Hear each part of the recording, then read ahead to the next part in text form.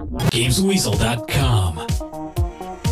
Review. In the Ballad of Gay Tony, you don't play as club owner Tony Prince, but Luis Lopez, yet another guy trying to do good but hanging out with the deadbeats and getting into all sorts of bother, which includes fast cars, loose women, guns and of course, a high body count. Whereas Lost and Damned gave us an emphasis on bikes, this time around the emphasis is on taking to the skies, whether it's in one of the many helicopter missions or base jumping off buildings and out of planes. You can also try your hand at managing the glitzy clubs, and even take to the dance floor in a minigame which plays a bit like PS1 title Britney's Dance Beat. Once again, this story crosses over with the GTA 4 and Lost and Damned stories and mainly concentrates on those diamonds which keep getting everyone into trouble. You'll meet some new characters along the way, including Yusuf, a gold Uzi touting Egyptian who likes to call everyone the N-word. The story's predictable but fun, and the dialogue and characters are once again what make the game work so well. Some of the conversations in the cars are laugh out loud funny. Combat can feel a little bit awkward this time around, especially if you've just played Uncharted 2, and the helicopter combat really needs you to have about 14 fingers. Still, flying about Liberty City is certainly fun, and parachuting above it and trying to hit checkpoints pilot wing style is also a welcome change to what's achievable in this huge sandbox playground. The game does have some difficulty spikes, but to be honest, as long as you make sure you have full armor and health when you go into a mission, and you keep hold of some of the more powerful guns you're given on some missions, most missions are actually a little too easy. Thankfully, there are generous checkpoints mid-mission, so if you do die or get busted, you don't have to go right back to the start and drive over half the city again. You'll complete the story in just over 6 hours if you don't take part in any of the base jumping or drugs wars missions, but whilst you're playing it, you are going to have a lot of fun. Oh, and be warned, this is probably the most explicit of all the GTAs I've played, with lots of sex and even the C word, so it's definitely not something you should play around your kids. Gay Tony gets an excellent 8 out of 10.